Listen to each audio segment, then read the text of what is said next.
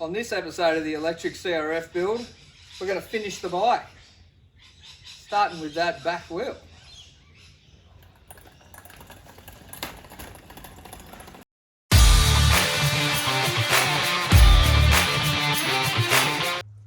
Ah yes, the dramas with the rear wheel. Well, we knew it was going to be a setback, having to replace the hub. But it ended up being a much bigger drama than it should have been. The first hub we ordered was a composite one, and it got lost in the mail, so we waited weeks for that to turn up, and didn't turn up, and still hasn't turned up. I ended up sourcing just an aluminium one. It's been installed, it's all been trued, and it's now ready to throw the sprocket on, the brake disc on, and whack it on the bike.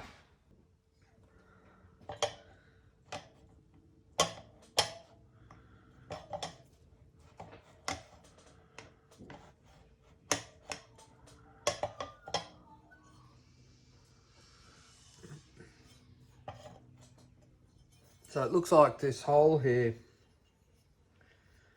just needs to be slightly adjusted so it'll actually fit on the hub properly before we can bolt it into position. So that's going to be the next job.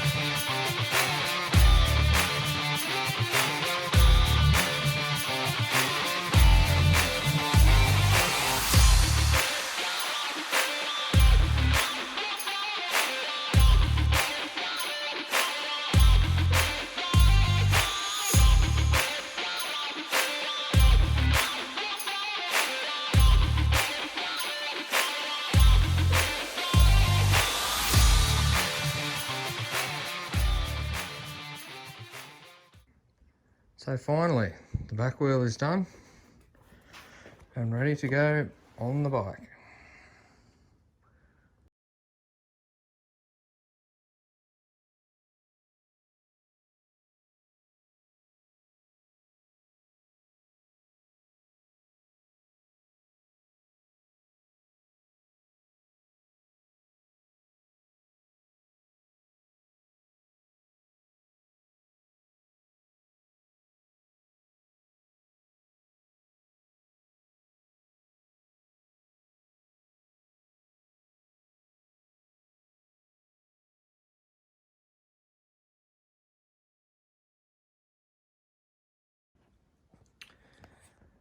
So the rear wheel's fitted, but I've got a bit of an issue with it slid all the way to the front of the adjusters on the rear axle bolt.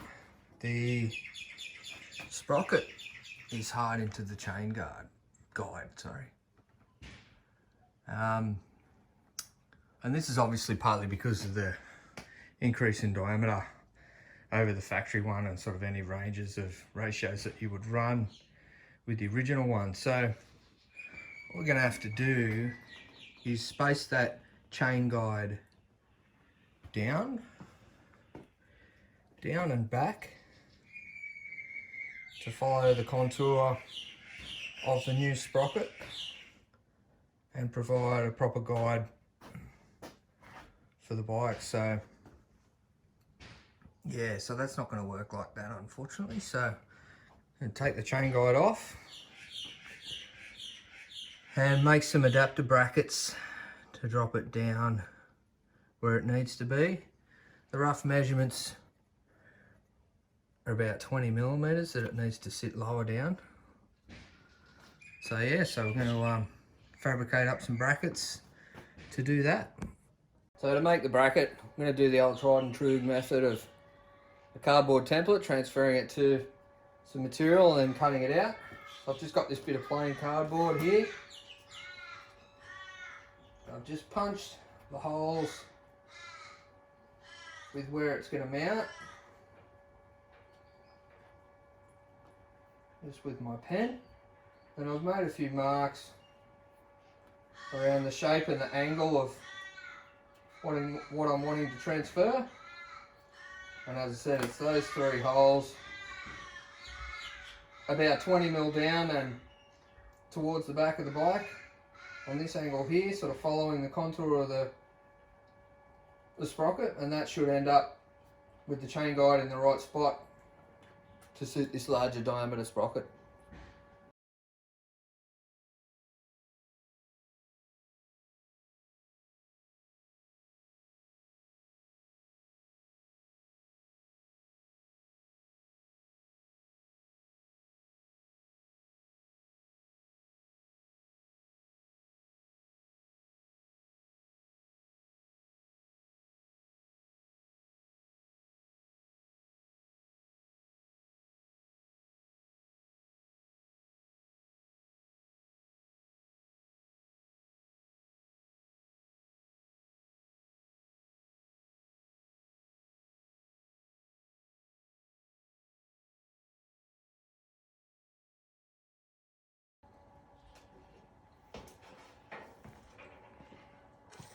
So I've got this piece of 3mm aluminium scrap that I'm going to use to cut out my piece.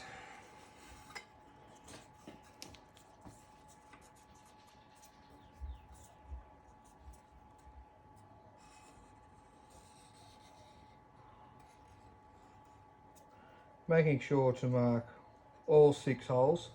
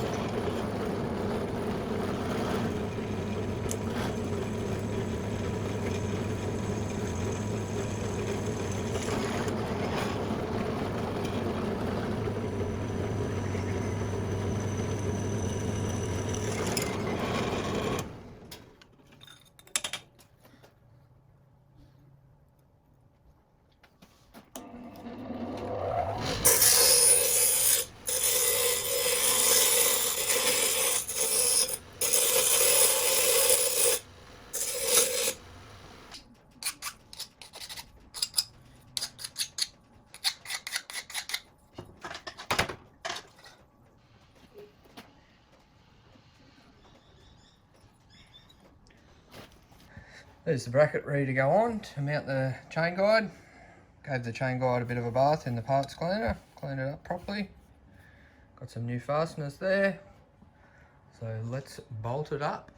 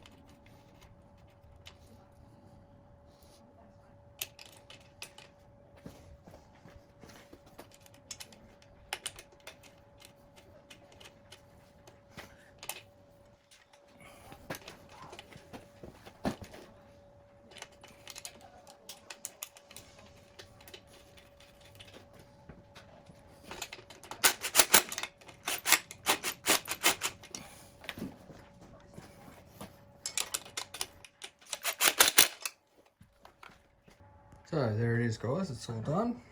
That's how it mounts now.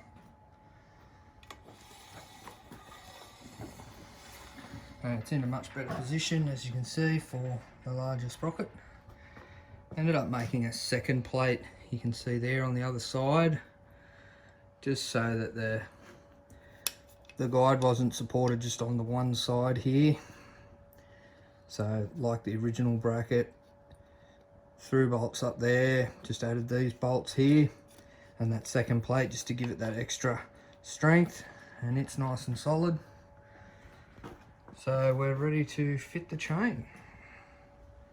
As I explained before, the chain type changes because the sprocket on the motor is a 428 pitch sprocket, and our new sprocket on the back is obviously 428 as well. So I've got two new heavy duty chains here. They're both 140 link 428 pitch. We're obviously not going to need both complete chains, but because of the drastic gear ratio change, we will need to join two chains together. We might only need a few links of the second chain, but let's whack it on now.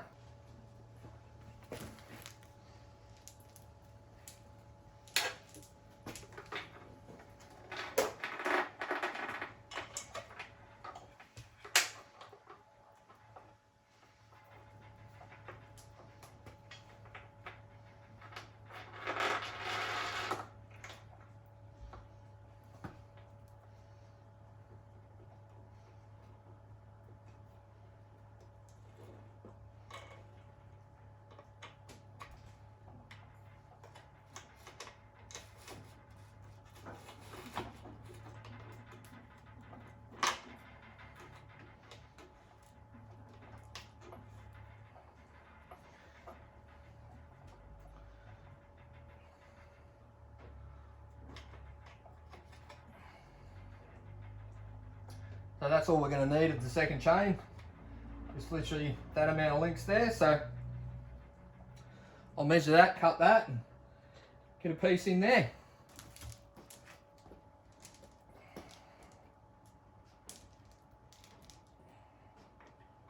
Last link goes there. We'll go to there.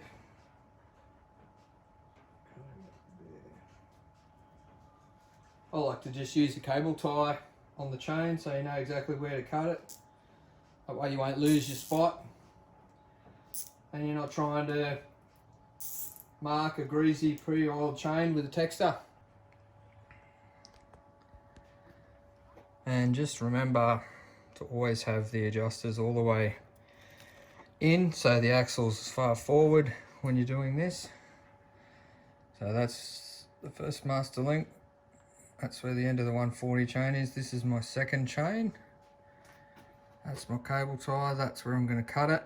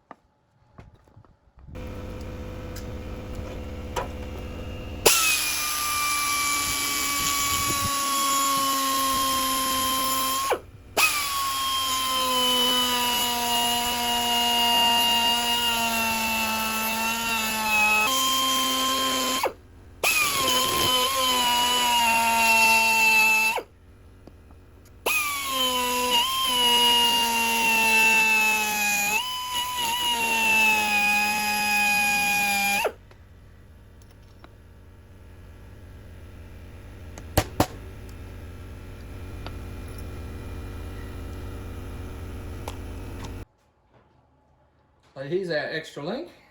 I guess you'd say there's 1, 2, 3, 4, 5, 6 extra links.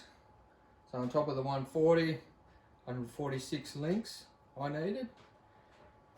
So yeah, so now throw it on the bike. Got my master links all ready.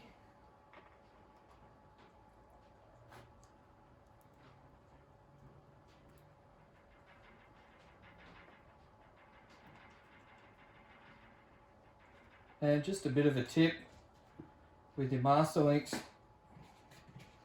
when you're fitting the circlips, the retaining clips, I like to put them in the opposite way to the direction of travel, I guess, so that if you think about the wheel travelling that way, if you put it around that way with the open section at the leading edge, potentially you could snag something and I guess it could pop off, but I like to put it opposite way of direction, so I'm going to put it like that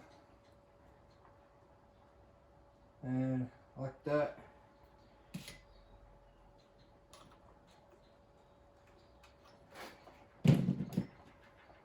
Just knock them in with a flat blade.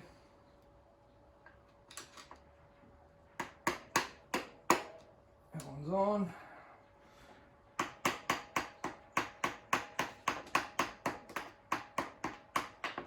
Oh, nearly got him. And that one's on.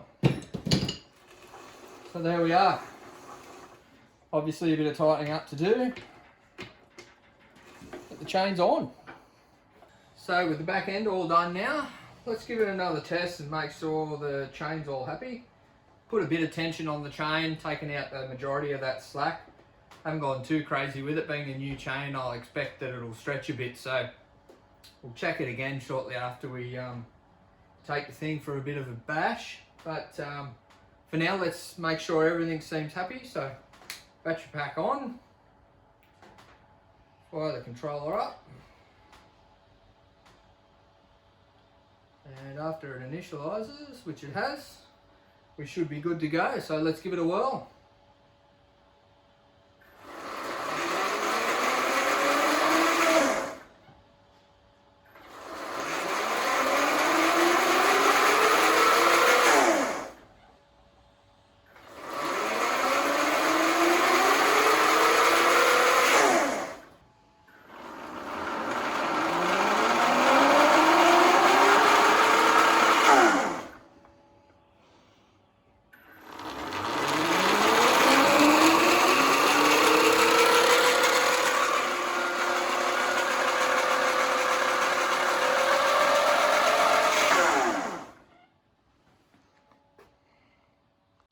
Well, that all seems pretty sweet, so we're pretty much done and this bike's ready to ride. I've double checked that we've got brakes, both front and back.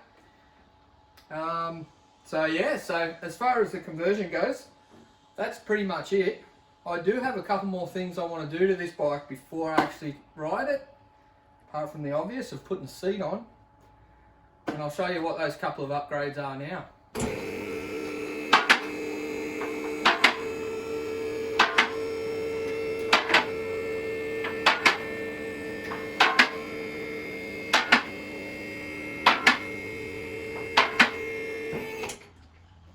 So what else are we fitting before we call this completely done?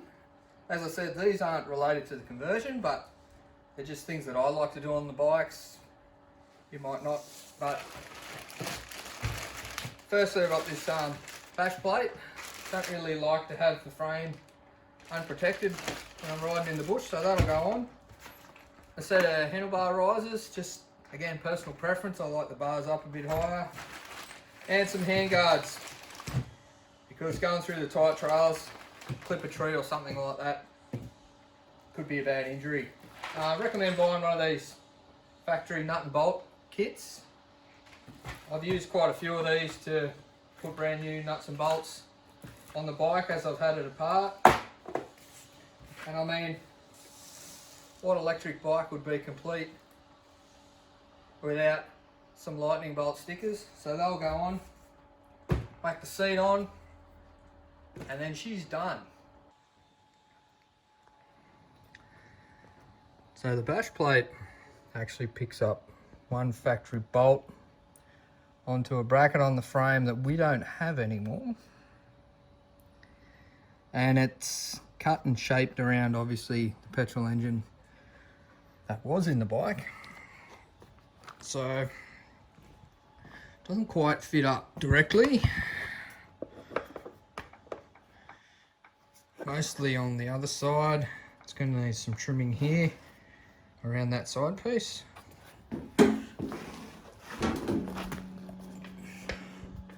But most of the trimming is on this side because it's obviously fouling our motor mount brackets. So I've marked it where I'm going to trim it to get it to fit up, and then I'll either make a bracket or work out how to bolt that other side on. So I've finished shaping and customizing the bash plate. Mostly shaped sort of this side to fit around the engine mount and the battery pack, and a little bit of customizing on that side as well, just to get it to fit up nice.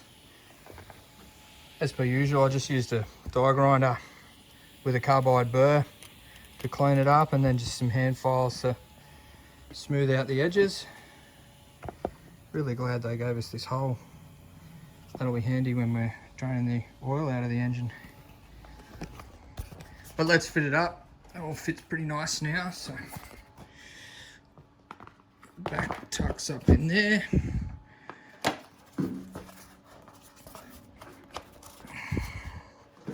And then she fits up like that. So that's just going to provide some good protection to the frame. And for the front here, once it's snapped into place, I've just drilled 2 holes. Just going to cable tie it to the frame. That'll get me out of trouble. So that's the guard all fitted. Some good protection for the frame now, for jumping over trees and rocks and stuff. So yeah, so that's done. Now it's onto the handguards and the bar risers.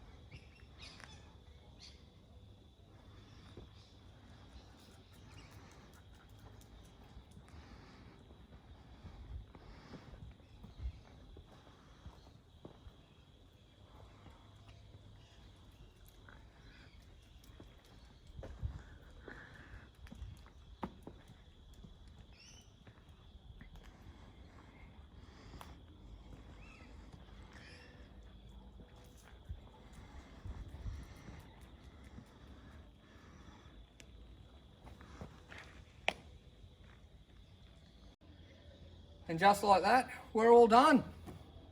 The bike is all finished. Only thing left to do now is ride it, and join us for the next episode when we thrash it through the bush and see how it goes. Thanks for following the build process, and hope you've enjoyed it.